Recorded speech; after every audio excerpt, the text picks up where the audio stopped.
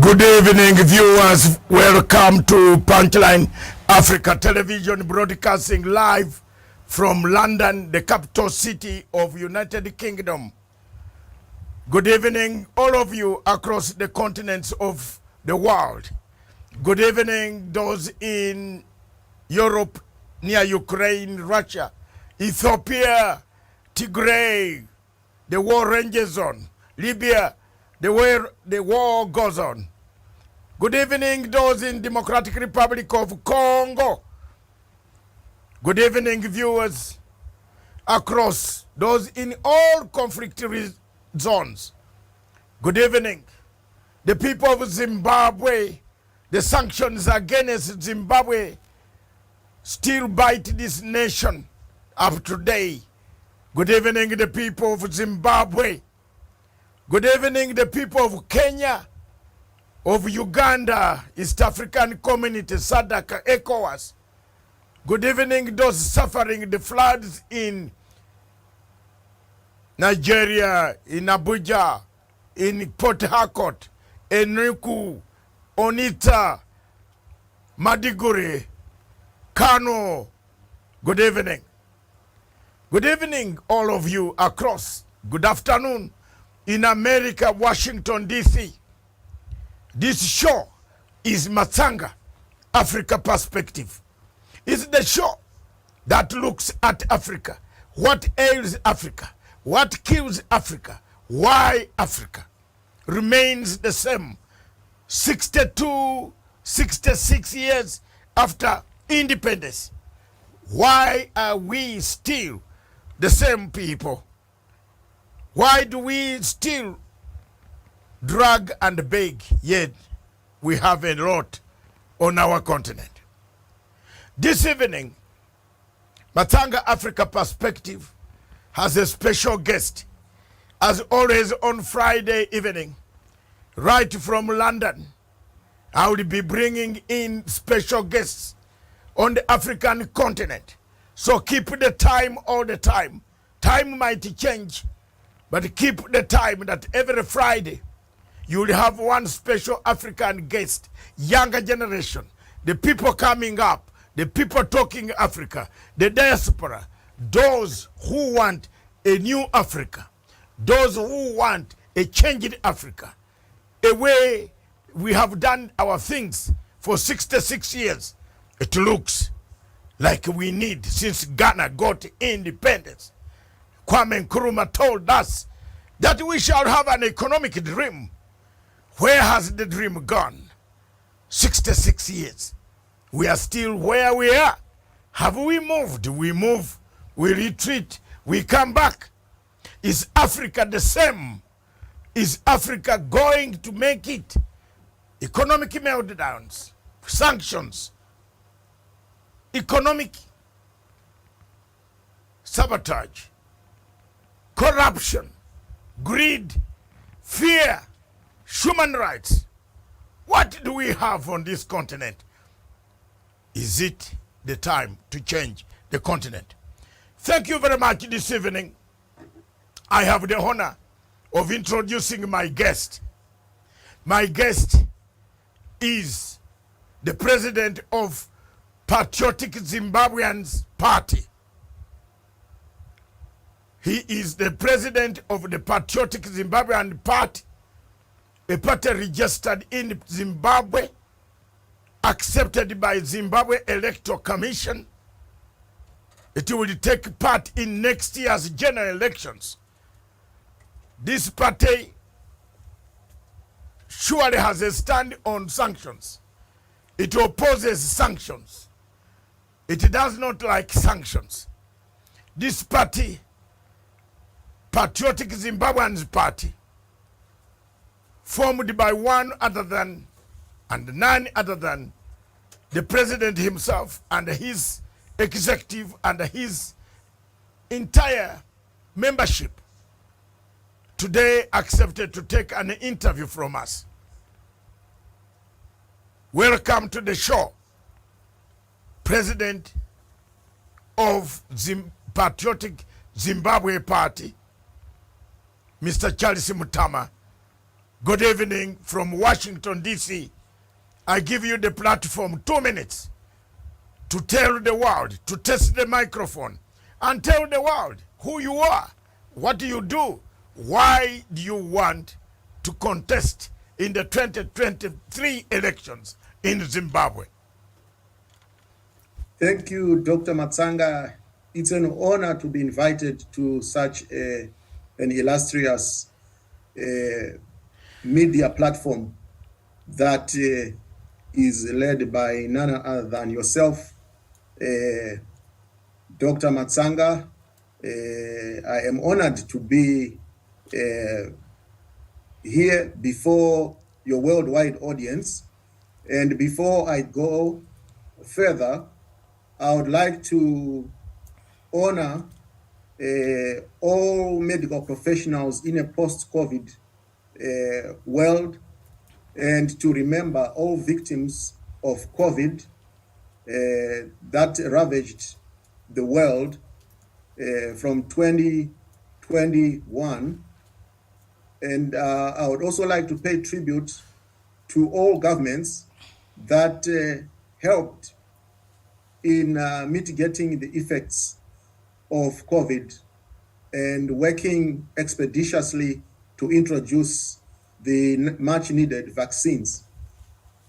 I would also like to pay tribute to all our progenitors who gave us a political blueprint that helps us to place ourselves in the matrix of failure and success in post-colonial states. I would like to pay tribute to all liberation heroes in Zimbabwe. I would like to pay tribute to all African statesmen and leaders who are late and some who are alive, such as President Julius Mwalimu Nyerere, Nelson Madiba Mandela, Steve Bantu Biko, Walter Sisulu, Oliver Tambo, Herbert Chitepo, Kwame Nkrumah, and of course, Marcus Garvey.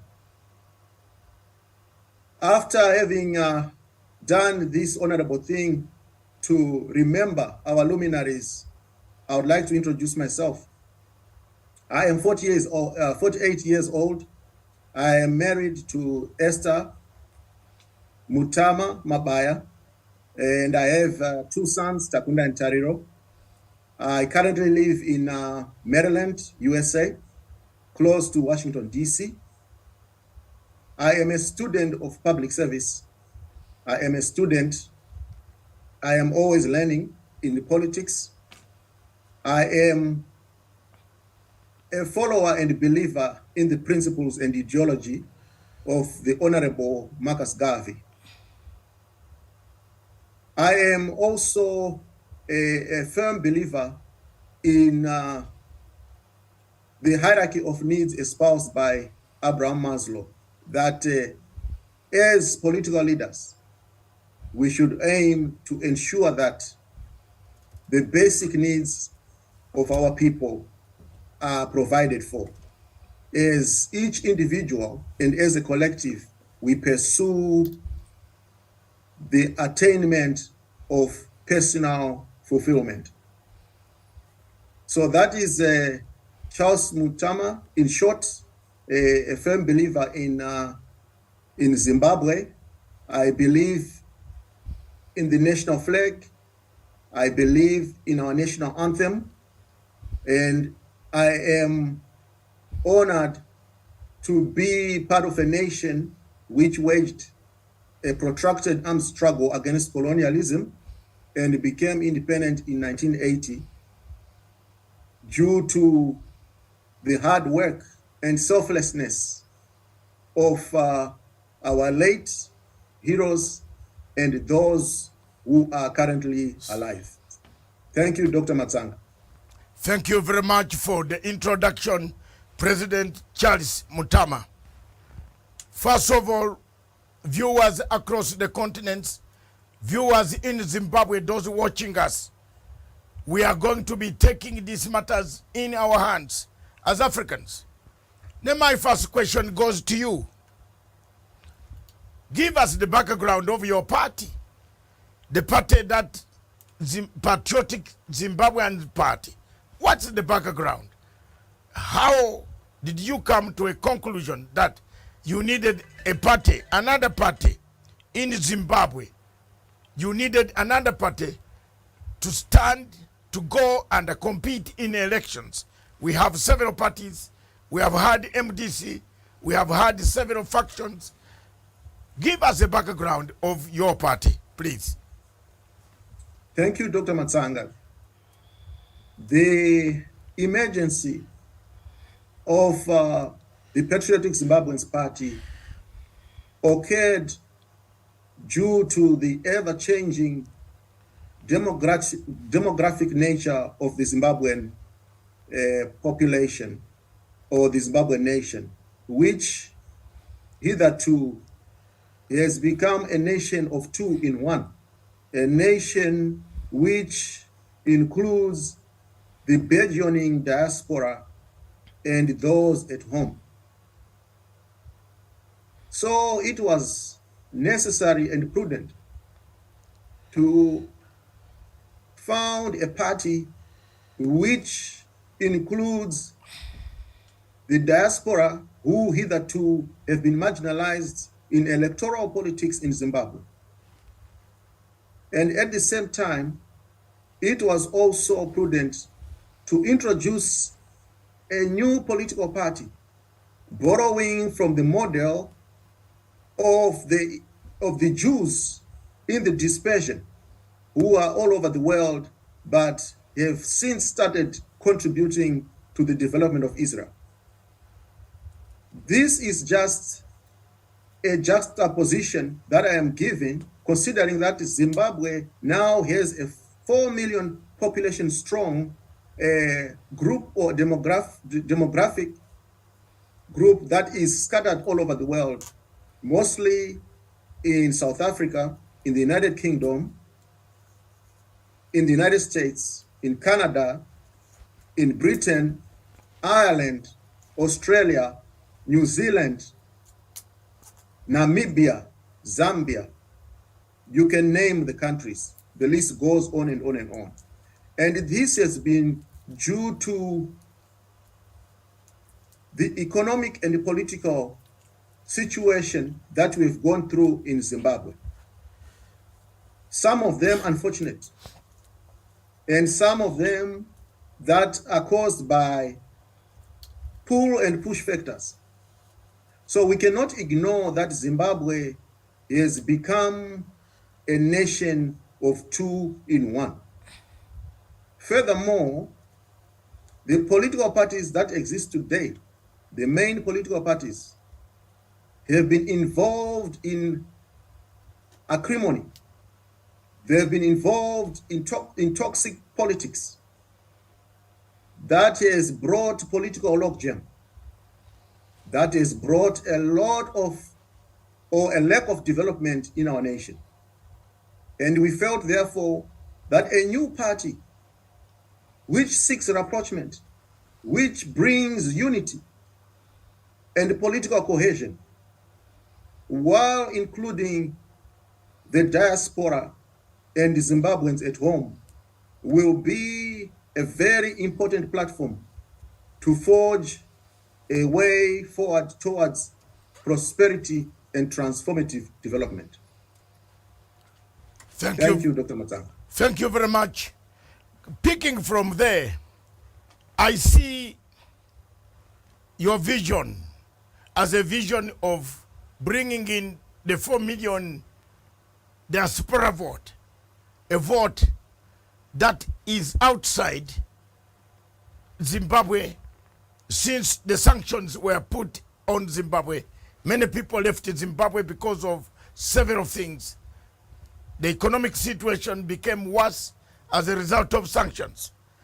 And when you look at your formation of a party, you are looking at the party that will bring in the diaspora to harness the strength of the diaspora who participate who take part, who contribute to the economy currently of Zimbabwe.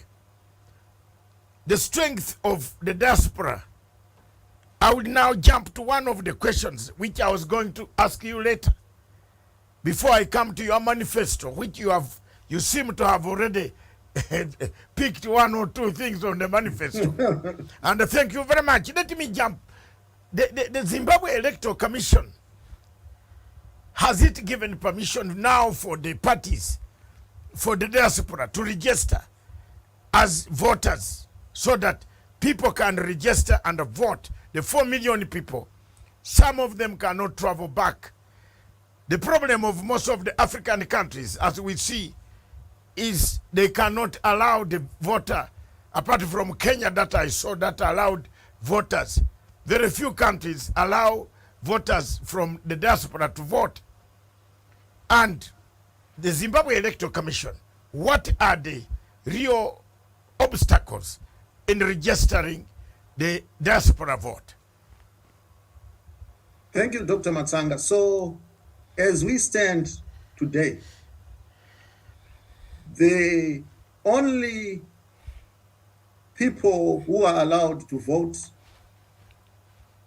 abroad are people who are on foreign service, people who work in our consulates, in our embassies abroad, are the only people who are allowed to access postal voting, which ourselves as Patriotic Zimbabweans Party have taken it upon ourselves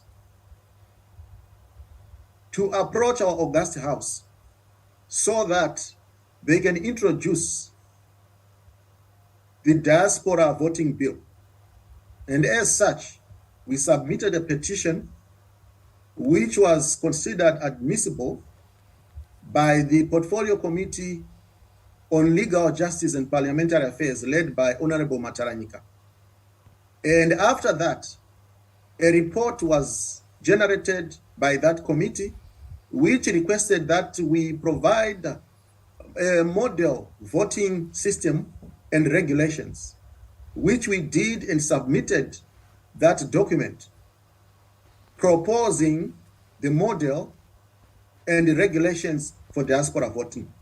So to answer your question, the 4 million Zimbabweans estimated who are abroad currently do not have access to the diaspora vote. As it stands, anyone who is abroad has to travel to Zimbabwe and register to vote, just like our counterparts who are based back home. So it is work in progress. The Zimbabwe Electoral Commission does not provide registration of voter exercise in our external, in countries that are abroad for our expatriates who are dotted all over the world. So we are working frantically to engage our parliamentarians so that the Zimbabwe Diaspora Bill can become a reality, and eventually our electoral laws can be amended and the Zimbabwean constitution aligned with our electoral laws so that the diaspora vote can become a reality. Any success do you think they will grant? Because given the time frames and the constitutional arrangements, the Zimbabwe constitution, what does it say about the diaspora? Have you amended the section?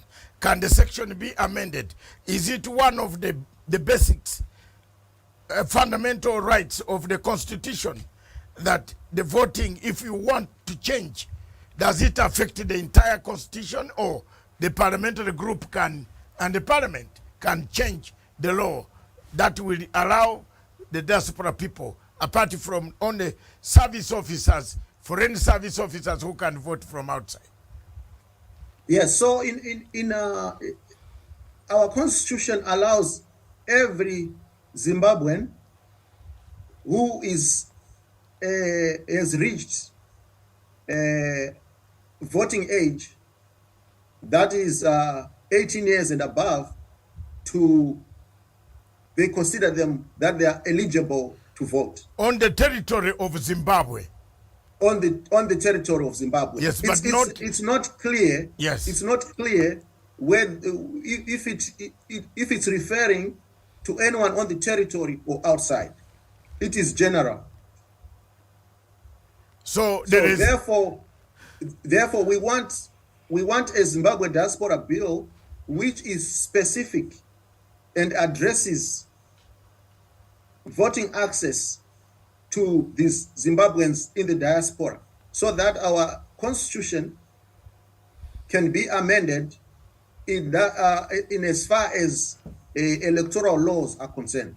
So it's not a matter of changing the entire constitution, but sections that deal with electoral laws. So you want to change that lacuna, because you have said there is a lacuna in the constitution that does not specify who exactly you can vote, whether you are on the territory or not on the territory. So we wish you good luck on that one, and I hope the Zimbabwe Electoral Commission is going to accept your request, and then the voters in the diaspora will vote.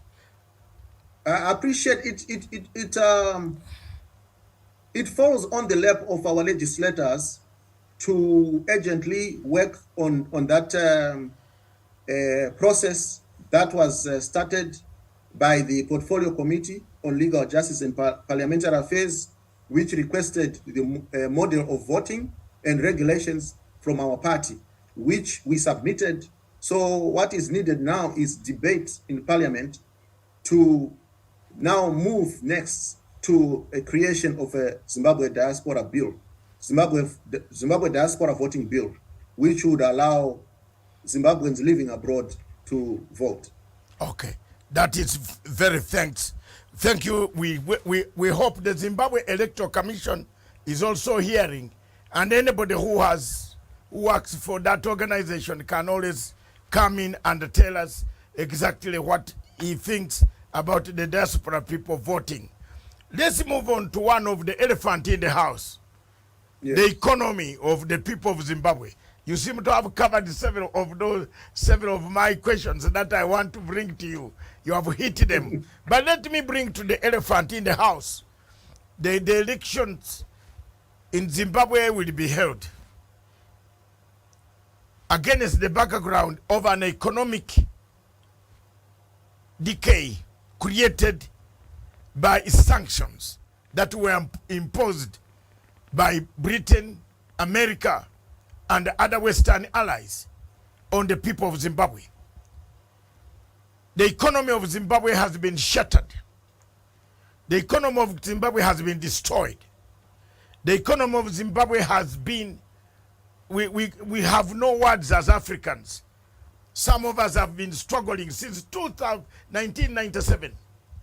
I've been standing out for the people of Zimbabwe, and I have not asked for any reward. I have been vilified by the people of Zimbabwe. And I'm happy right now that you people, younger generation, are coming up to stand also, stick and speak the same language that I spoke 22 years ago when sanctions were put on this country. I stood firm and I said I would stand by the truth by an African. I can't find an African being beaten and leave him to be beaten on the streets of any city in the world. The economic difficulties that this country goes in through, as a party, what measures do you have in changing the livelihood, the economy, to make sure that the economy is workable, the people have the money in the pockets, given that at the moment you are coming on an election, there is already a big problem of this country, of a war in Russia and Ukraine, an economic meltdown is coming on not only Zimbabwe, the whole of Africa and other African world countries. What will you do different that will change the livelihood of the people of Zimbabwe? Oh, thank you, Dr. MATSANGA. We come on the shoulders of our luminaries, such as Patrice Lumumba and Thomas Sankara, who taught us a political blueprint which we should believe in as a people, that Africa's economic independence is sacrosanct. Therefore, as Patriotic Zimbabweans Party, faced with this enormous task of the debilitating sanctions, economic decay in Zimbabwe, and economic mismanagement, our approach is two-pronged. Number one, we need to relieve the suffering of our people as of yesterday. In other words, as a caring nation, unfortunately, we are not in government yet, but we propose and recommend that the government of the day needs to introduce relief grants for our citizens, for our senior citizens, for the numerous unemployed, so that at least they can be able to have purchasing power, so that they are able to have startups, to initiate their own business, until such a time when each individual is stabilized enough to earn money independently and to get a job. So it is urgent that, number one, we address the present suffering of our citizens by introducing relief grants to our people who are the unemployed, the youth who are the majority, our seniors whose pensions were eroded after the hyperinflation, and then, of course, our war veterans who fought the war of liberation. They also need to be cushioned. And then, of course, introduce grants that assist in business development. Then when we go to the issue of sanctions, let's stick there first, because yes. I can see you are going too fast, and that is very good. But let me bring you. Let's stick. Are you introducing a welfare state? Are you trying to model a welfare state of United States, Britain, where you have a welfare state that looks at the vulnerable people, the unemployed, the elderly, the sick, the disabled? Is that the format that you'd like to bring into if your party wins the elections at all in Zimbabwe? We wish you good luck, because elections are not permanently won by permanently people. It could change, and you could be on top of. I don't want to discourage you. You could be on top of it, and you win. Imagine you win. Are you introducing a welfare state similar to monthly allowances, weekly allowances? That is a model of United States and the United Kingdom and other countries in the European countries. Where will you get the money? Tell us, how you will restructure this country? The money, it is not borrowing. The IMF, the World Bank, they are not giving the money. How will you get the money? Thank you very much, Dr. Matsanga, for that very good question. We are not attempting to introduce a welfareist state, but we are attempting to bring a state which cares for those who are down and out. We are attempting to work on relieving the present suffering of our people at the present moment. Because if we notice, the buying power of our people has been eroded, mostly in the urban areas. And then there is a high unemployment. So it is a temporary relief package that we seek to introduce, or that the government can introduce, to help alleviate the suffering of our people at this moment in this post-COVID world and post-COVID Zimbabwe. How do we raise this money? The money is raised through different ways in Zimbabwe, such as tariffs on goods that are being imported, as well as income generated from taxes. And then, of course, we have the burgeoning diaspora, which we have suggested that a Zimbabwe diaspora bond is also introduced to assist the economy in boosting our infrastructure, so that our economy can start to can be revitalized. Then after the revitalization of our economy, from money that is accessed from the diaspora, government is able to sustain the bill on the poor. Thank you very much. Before we go to the break, before we break for first part of our interview, I would like you to think about this. Your political policy towards sanctions. You have already touched on the social structures, which I was going to ask you, what are the social structures? You have said how you introduce the diaspora bond to get the money to relieve tariffs on the goods imported. But think about the sanctions, the monster, the second monster to economy. The first monster to the economy of Zimbabwe are sanctions that have been put there.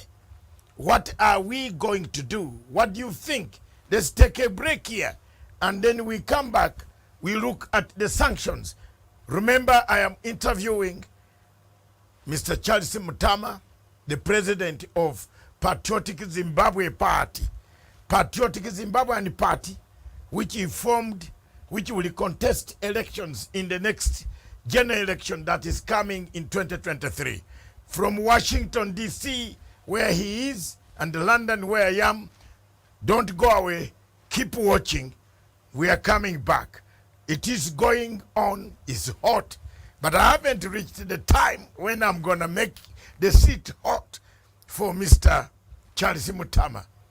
We want you to tell us, do you support sanctions? Yes or no? Do you want them to continue to hurt your people? Yes or no? Don't answer now. Keep it going.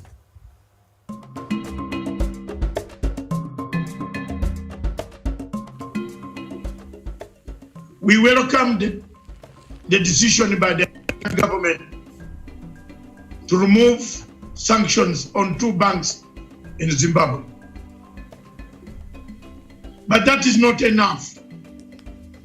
The entire package of sanctions against Zimbabwe must be removed. The sanctions in Zimbabwe are not playing any useful role. From the American point of view, you are punishing the people of Zimbabwe. You are killing the masses. You have become axis of mass murdering of the people of Zimbabwe. The people of Zimbabwe are being murdered. They are dying because of diseases that they can't treat. Not because they don't have their gold, not because they don't have their diamonds, not because they don't have their minerals, not because they cannot be able to trade, but because you have prohibited them from trading, from utilizing the natural resources given to them by God. I want to call on this day of Eid al-Fitr to call upon, I'm not a Muslim, I'm a Christian, but I pray in the same God that Trump prays. We pray the same God, we respect the same Muhammad, Prophet Muhammad, and the others. But we want to stand at this hour in the area of COVID-19 to give a hope, a gleam of hope for the people of Zimbabwe by lifting sanctions. These sanctions are illegal. European Union has removed the sanctions. why America is stuck on human rights issue. There's no African country, show me one that can qualify, that says it has pure record of good human rights record. Where is it? Human rights in America are also being trampled on. But no country has refused or has come to stop America from trading with us. It is the question of human rights record that made the International Criminal Court to try to indict America. And the American government said, no way, you can't try any of our persons. The United States will use any means necessary to protect our citizens and those of our allies from unjust prosecution by this illegitimate court. Are the people of America more superior than the people of Zimbabwe who die on these sanctions on a daily basis? We call upon President Trump to completely remove the sanctions against Zimbabwe, allow the country to rebuild its capacity to feed its people, allow the country to access its international trade, allow the country to deliver its people the medicine that is needed in COVID-19 and other emergencies that have befallen Zimbabwe. I rest my case, and I will continue to be doing so on a daily basis.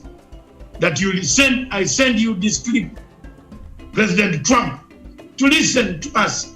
I'm not a Zimbabwean, I'm a Ugandan, but I've fought against these sanctions for more than 20 years. Remove the sanctions. Thank you. God bless.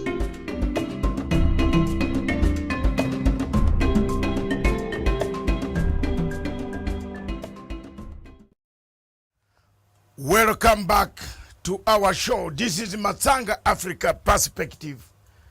In MATSANGA Africa Perspective, broadcasting live from London, United Kingdom. Today we have a special exclusive interview with the leader and the president of the Patriotic Zimbabweans Party. He is based in Washington, D.C. He heads a party that is going to take part in 2023 elections of Zimbabwe. MATSANGA Africa Perspective will be interviewing different alternative views and voices across the continent of Africa. If you have anything that you want to come to us, you want to talk to us, let's give you the interview. Let's give you the time. We want a better Africa. Welcome back, Mr. Charles MUTAMA. Thank you, Dr. MATSANGA. Thank you very much. Mr. Charles MUTAMA, President Patriotic Zimbabweans Party. Another biggest elephant in the house, in the room, are sanctions that have been imposed, that were imposed by the West on Zimbabwe. These sanctions have hurt the common people of Zimbabwe. Many political parties, some political parties in Zimbabwe have been talking about, some have enjoyed and have called for more sanctions, especially those in opposition parties. I have fought these sanctions with them for a long time. I want to hear your views as a Zimbabwean from the bottom of your heart. You know very well that a government must talk to other people, agencies worldwide, in order to get facilities and services for the local people. But if people are targeted and are told not to travel, those people will hurt the natives, the citizens. Do you support sanctions to be imposed on Zimbabwe, yes or no? And then explain. Charles. Thank you very much, Dr. MATSANGA, for that hot topic in Zimbabwe, the elephant in the room, as you said it correctly. I would like to inform you, Dr. MATSANGA, and our audience that our party, as a matter of principle, presented its position on sanctions in August of 2021. through a press conference which was broadcast live from Harare by our International Relations Secretary, Honorable Pishai Mchauraya, where we argued that ZIDERA and the special economic measures imposed by the United States of America and the European Union respectively are contravious the norms that safeguard issues to do with sovereignty. And also we argued that it is beyond any international relations engagement for a single country to impose sanctions on a certain nation. So as a matter of fact, considering the arguments by the United States and the European Union, as a party, we believe it is important that Zimbabweans ourselves begin to solve our own problems, failure of which we call upon our SADC or Southern African Development Community brothers and sisters, as well as the African Union, to assist in any issues that we have that cause acrimony and division in Zimbabwe.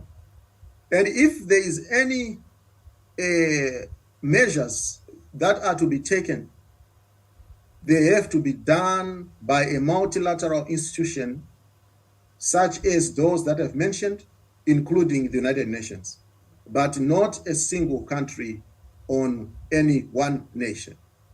Thank you. Thank you. And to add, sorry, to add, we therefore, in August last year, called upon the lifting of the unilateral sanctions against Zimbabwe by the United States and the European Union because of the reasons that I've mentioned that relate to the issue of morality and the issue of sovereignty and the issue of not regarding our regional and continental institutions, as well as the global institutions such as the United Nations, to solve the so-called problems that we have related to political acrimony in Zimbabwe. Thank you very much. Let me supplementary. Let me add another angle. Sanctions, wherever they are, where they are put on people, they infringe human rights of the people of that nation. As a party, are you thinking of taking up legal framework internationally? Because you are a party, basically you have been in the diaspora, and basically you have the base at home. There are courts open. There are courts internationally open. Because sanctions under the Geneva Convention, under the United Nations Convention, sanctions are inhuman. They have destroyed the livelihood of some people. Children have died of malaria, measles, diseases that could be cured by the medicine that could be got through engagement with other governments in the world.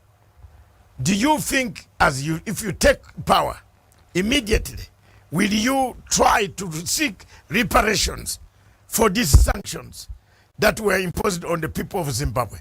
What is your view on that? Oh, thank you very much for that interesting angle. Yes, as a political party, we announced that our immediate task is to work with other political parties, because the issue of sanctions supersedes our narrow and partisan political party interests. And this belief is within the spirit of the Global Political Agreement of 2008, which was signed by the late President Robert Gabriel Mugabe, Morgan Tsvangirai, and Professor Adam Tambara. which called for the unconditional lifting of sanctions. So as a party, we will move from where our progenitors left off in 2008 and propose a national engagement, national cohesion, a national front in as far as dealing with the issue of sanctions. It is not a Patriotic Zimbabweans Party issue.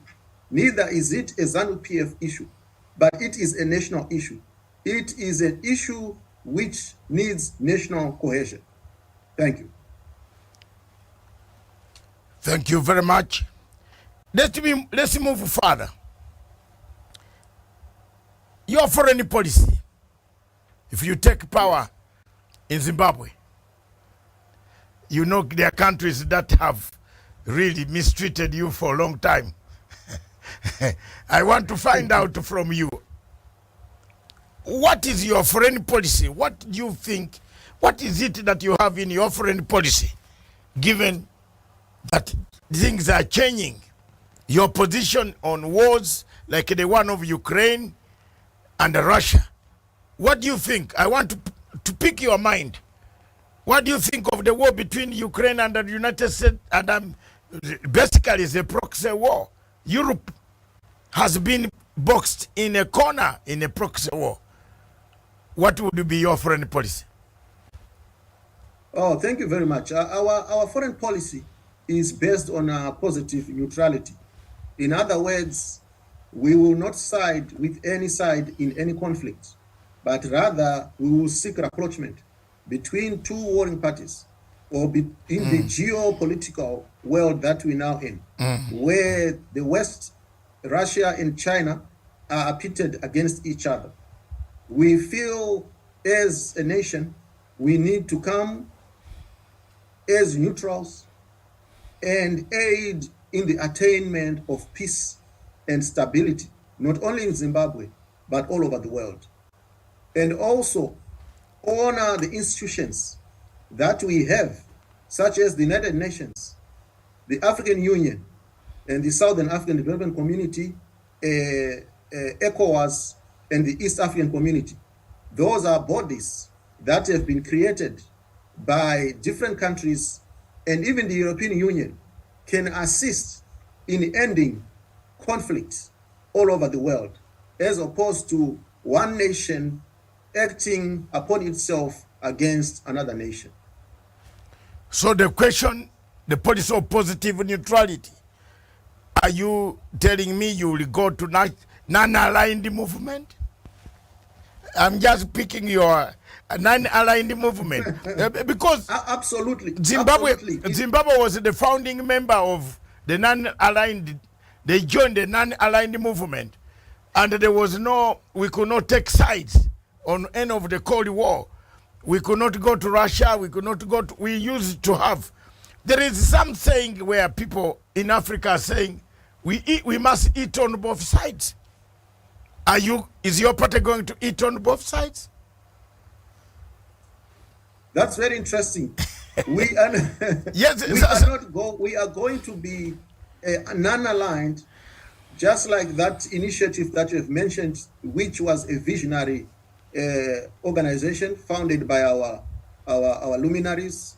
You have mentioned Zimbabwe, and President Robert Gabriel Mugabe played an instrumental role in that organization, which we feel needs to be given teeth when it comes to voicing concerns in issues that involve aggression on weaker nations by stronger nations.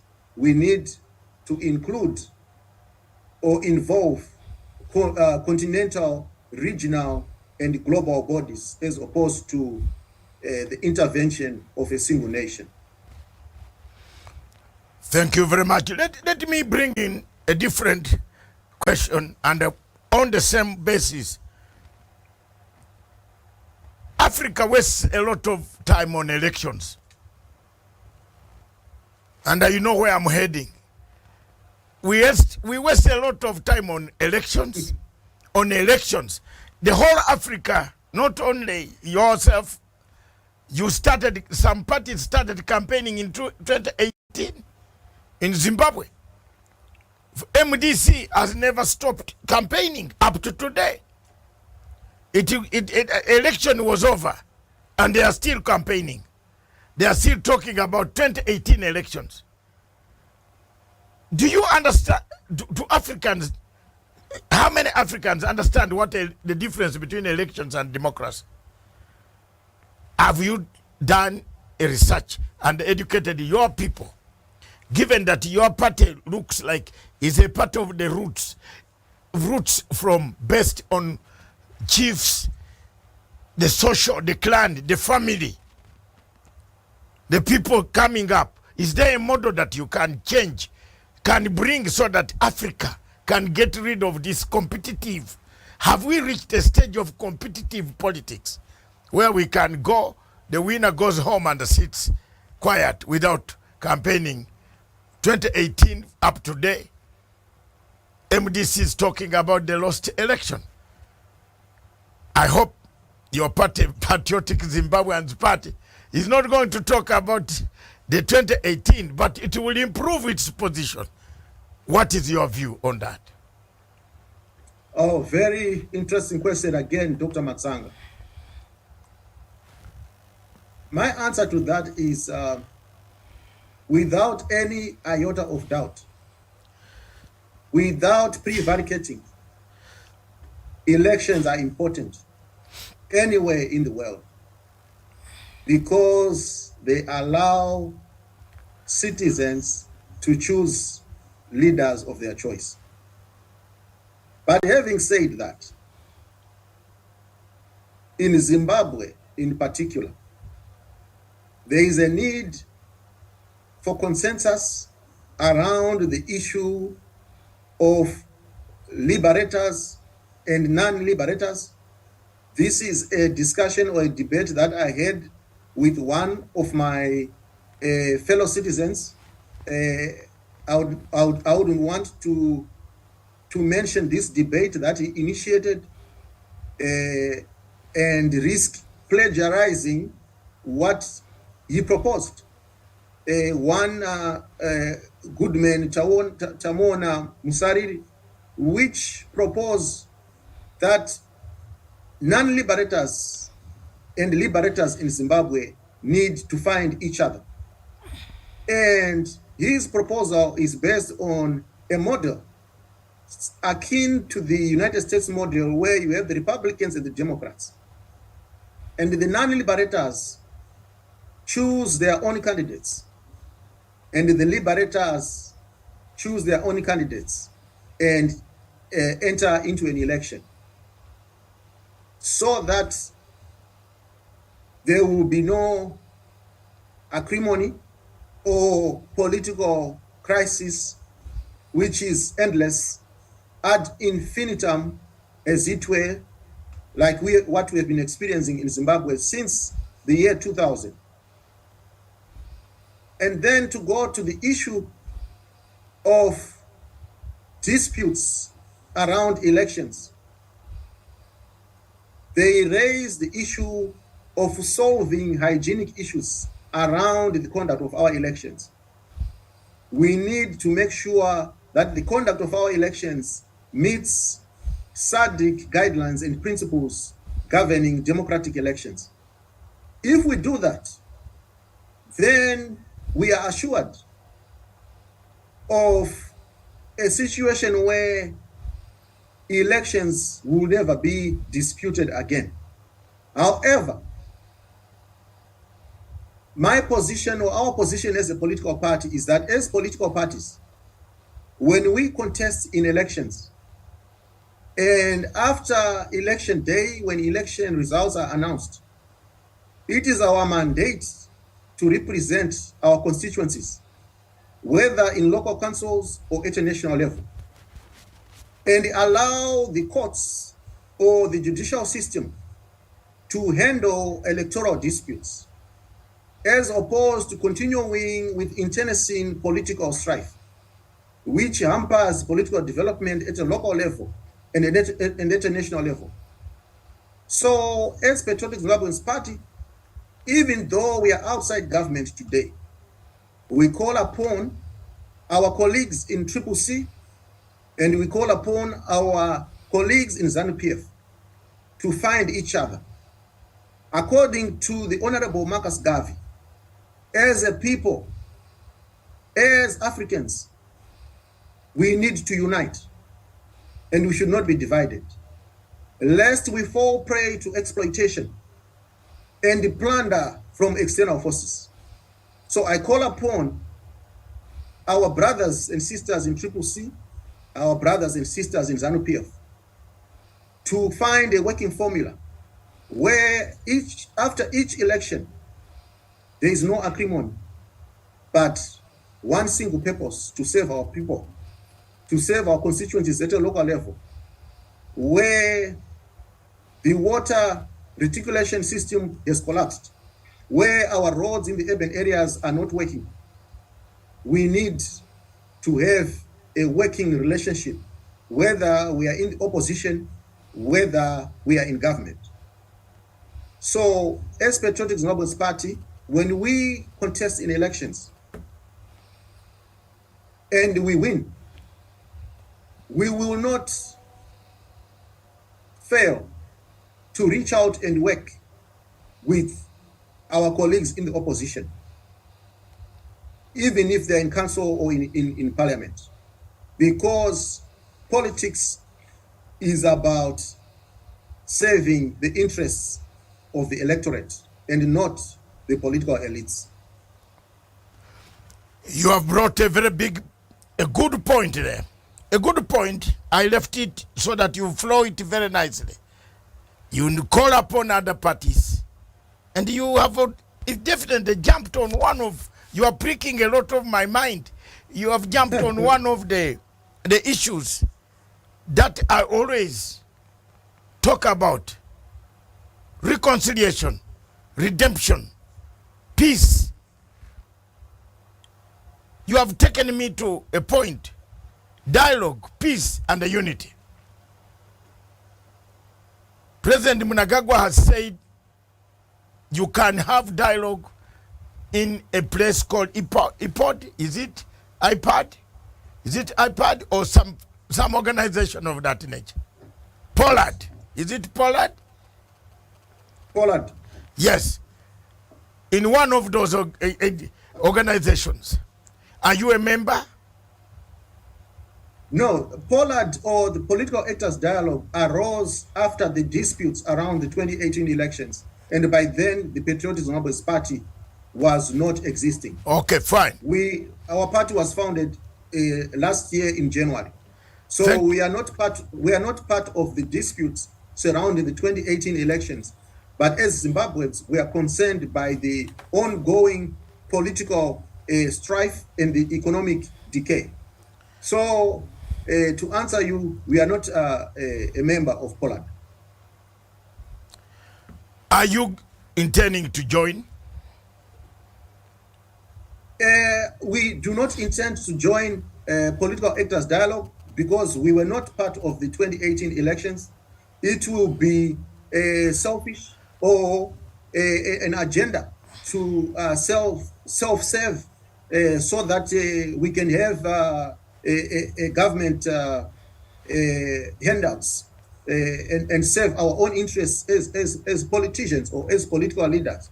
But what we want is a working country. What we want is a country which holds regular elections, and after elections, we shake hands as political leaders and we begin the work of serving the electorate which would have voted for or against us.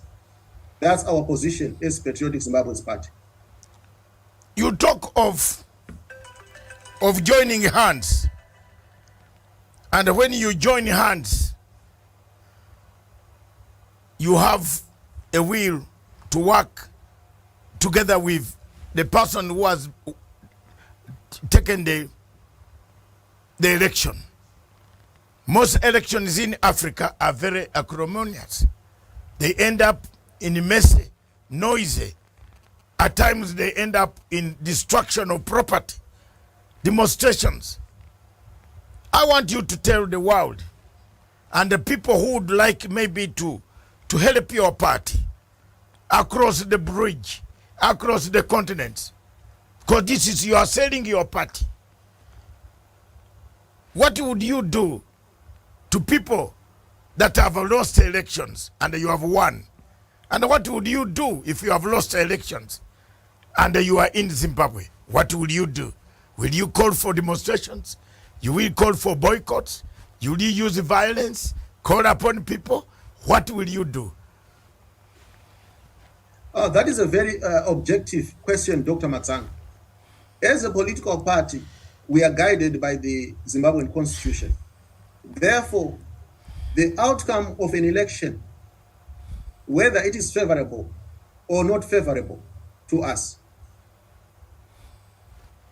the response should be according to the constitution of Zimbabwe and not according to partisan political party selfish interests. It should be guided by the constitution of Zimbabwe. Where you find redress, I am sure we are all aware as Zimbabweans, just like in any other country, the procedures of disputing the outcome of elections. However, a dispute around 2023 elections, for example, should not be an excuse not to serve the people in local councils or in parliament. Consider this. If the Patriotic Zimbabweans Party is in parliament, it is going to work with the party that has also won seats in parliament, as well as the local level. We are bound to work together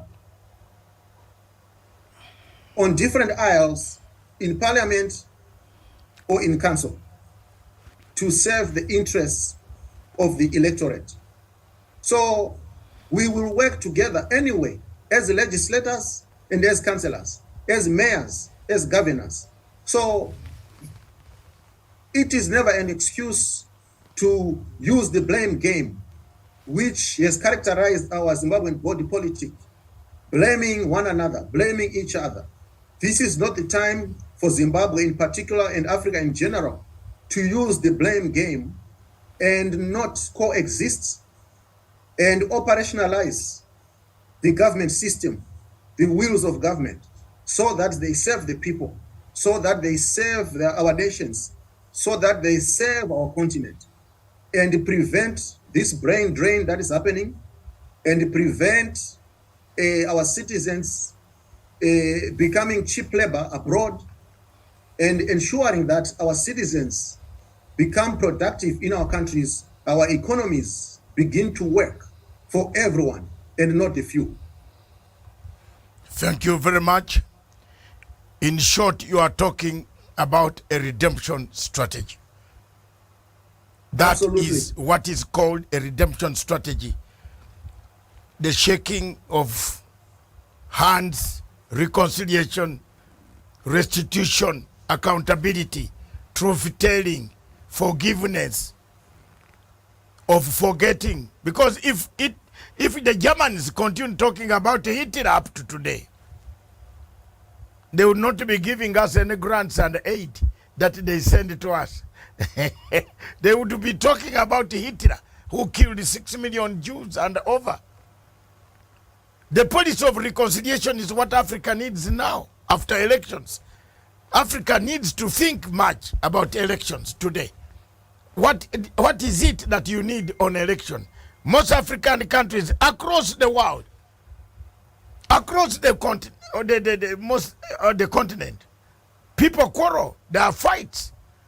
You saw after 2018 elections in Zimbabwe, people came to the streets. They wanted to break the whole city of Harare until the security agencies had to come in place. So that is the policy of reconciliation. As we come to the tail end of our, there is one question that lingers the minds of every African and everybody who wants to go into politics.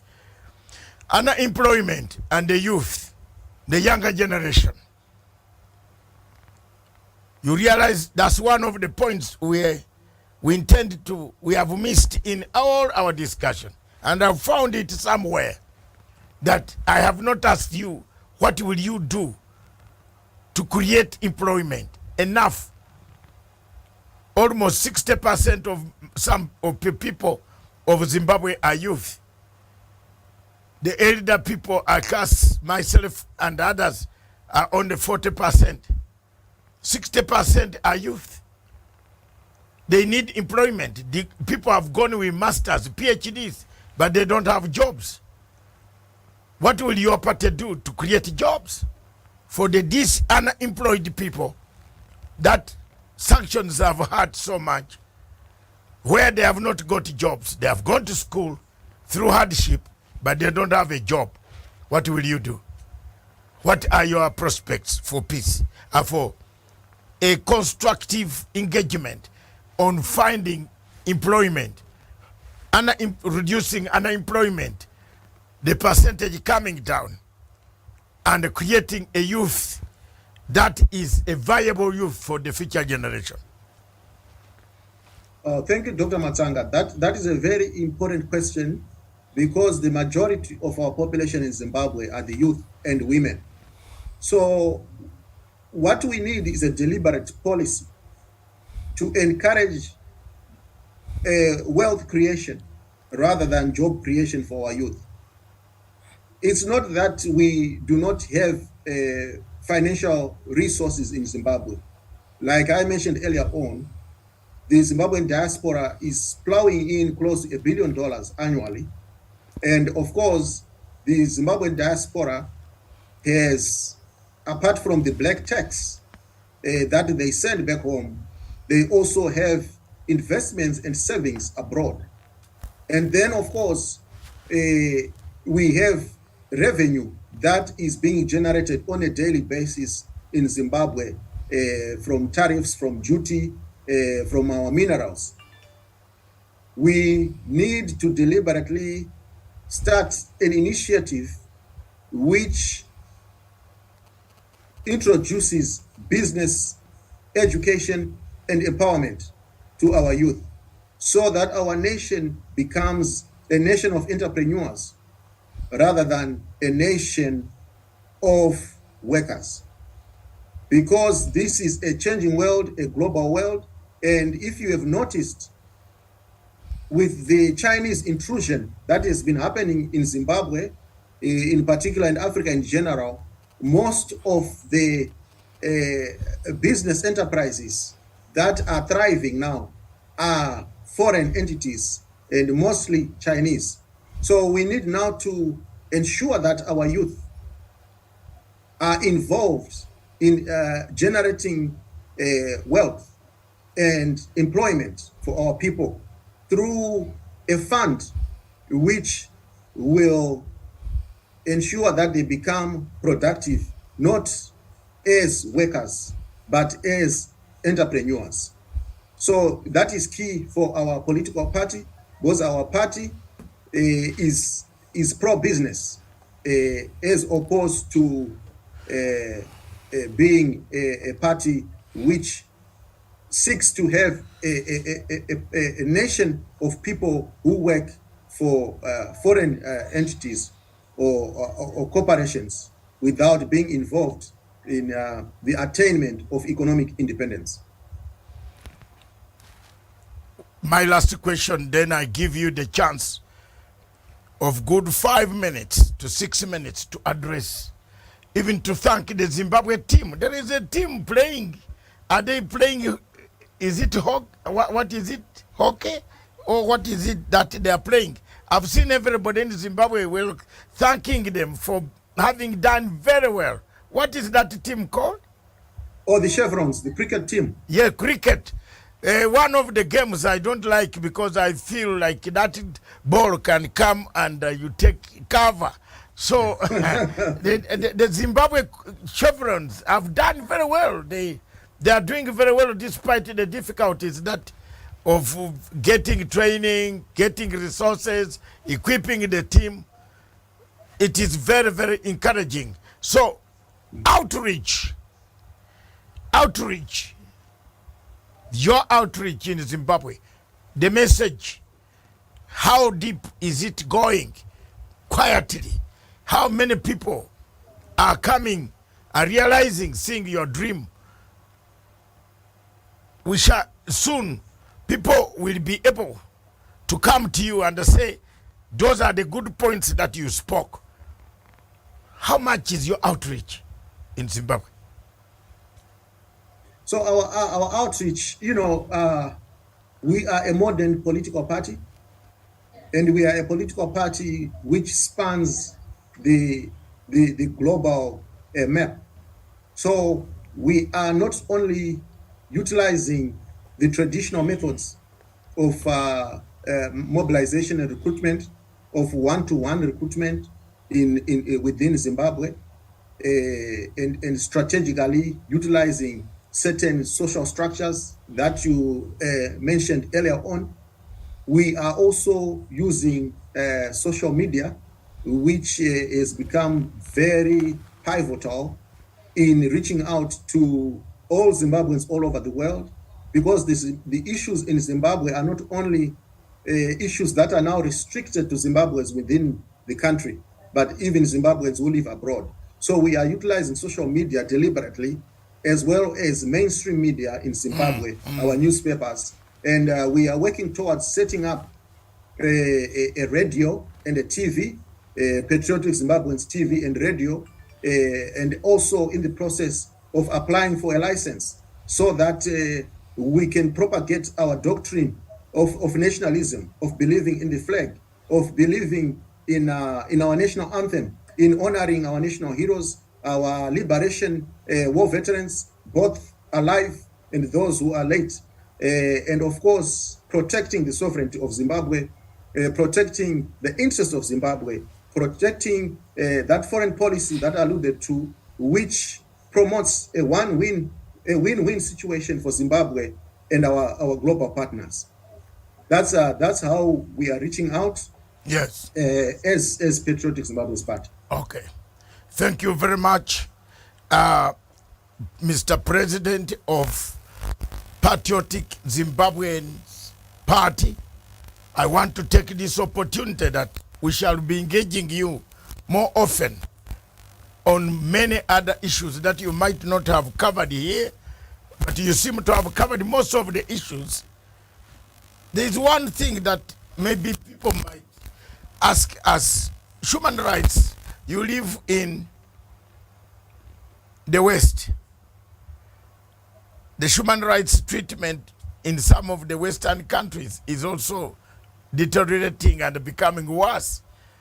There is the question of police. In the UK, United Kingdom, we had a big, they recruit policemen according to big size. Big ones come for stubborn guys. You know, when he sits on you, you don't have a breathing space. And the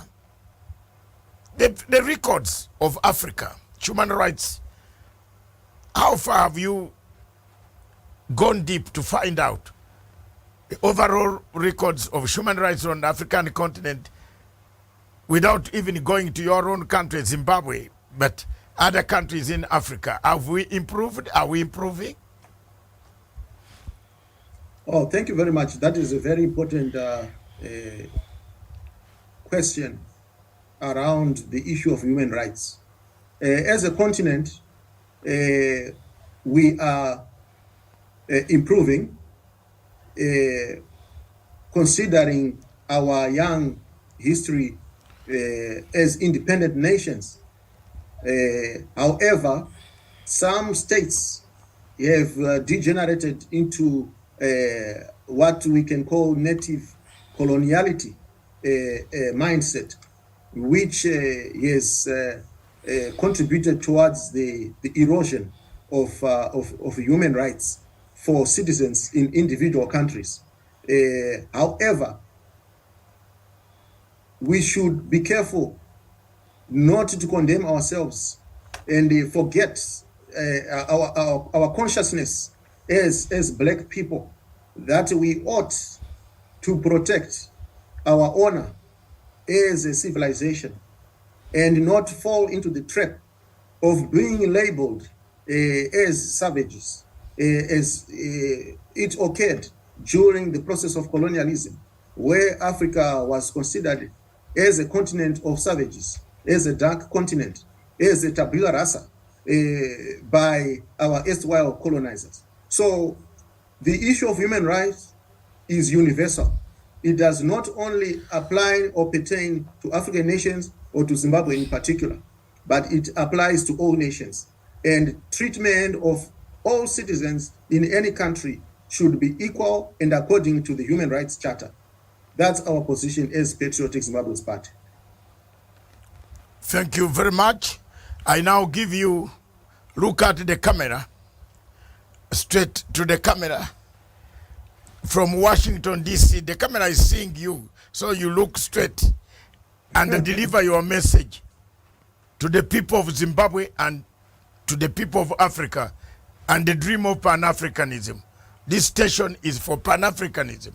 This station, if you have anything that you want to pass through, we shall always do it for you with great, great respect. This is Pan-Africanism station, Pan-African station. We started this station online 6-7 years ago. Here we are. Look at the camera.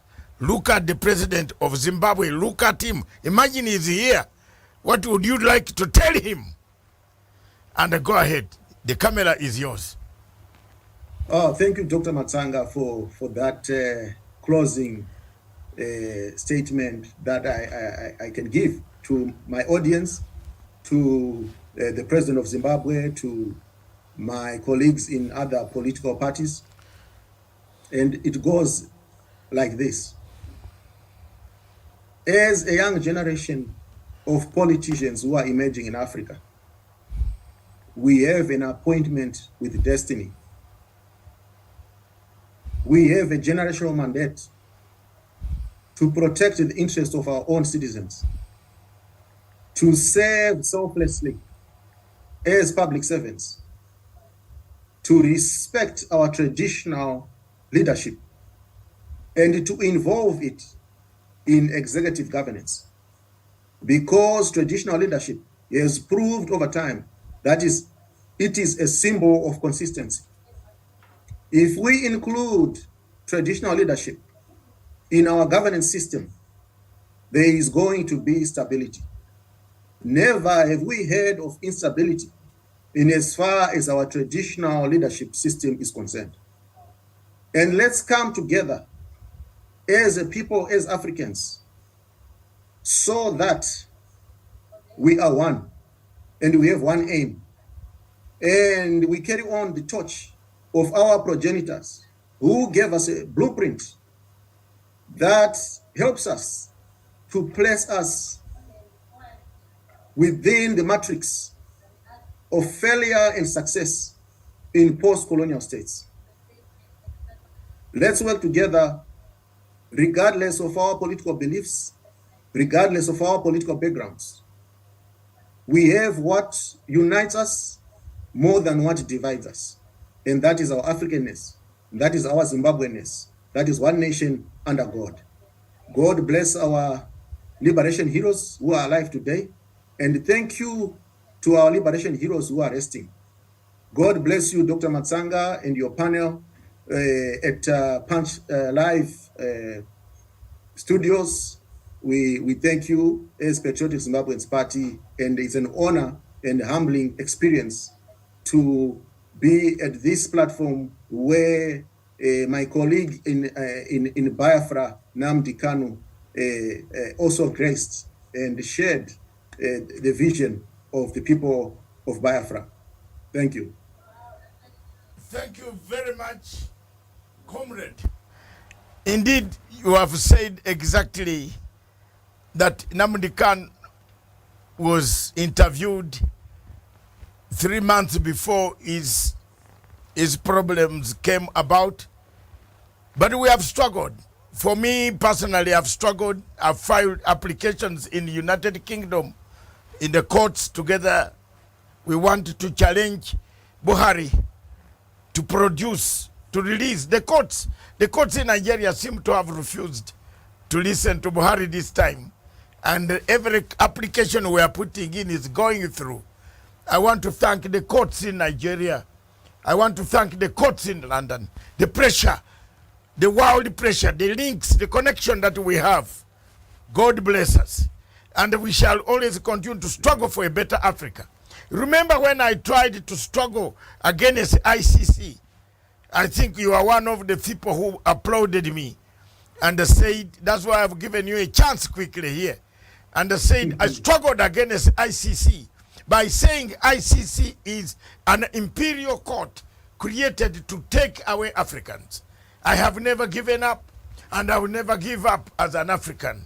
Therefore, thank you very much for honoring our invitation.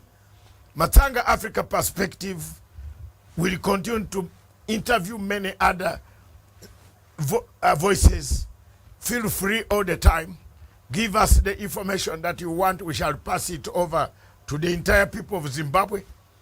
We shall interview everybody, including President Mnangagwa, as we approach towards the elections. As he comes to United States of America, I believe you should strive, and we shall make sure that at least you talk, you people talk. It's your country. Zimbabwe is your country. We thank you very much. Ladies and gentlemen, here we are. That is one of our interviews this year, and we shall have more other interviews next week with another political figure from another country who will be telling us more about his political values, what he stands for. MATSANGA Africa Perspective, right from London, United Kingdom, to the center, and to the center of all. We do all want a better Africa. We oppose sanctions against any African country. We oppose wars. We feel so bad when we see a war in Ethiopia, a war in Libya, a war in Democratic Republic of Congo, a war in Somalia. It is not our values.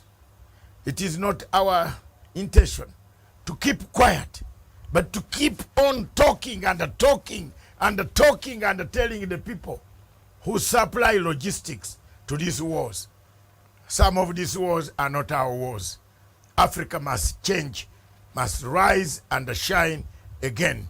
This was a show by Punchline Africa Television, right from the United Kingdom and across the Atlantic.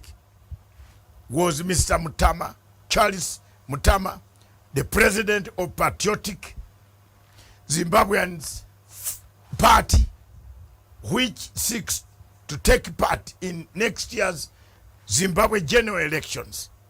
We wish him good luck. We wish the supporters good luck. We wish all the Zimbabweans who are suffering under the hammer of sanctions, we still continue to struggle for them, that one day Africa will rise, shine, and rise again. Thank you. Thank you. This station is for Africa, with Africa, by Africa. Ciao.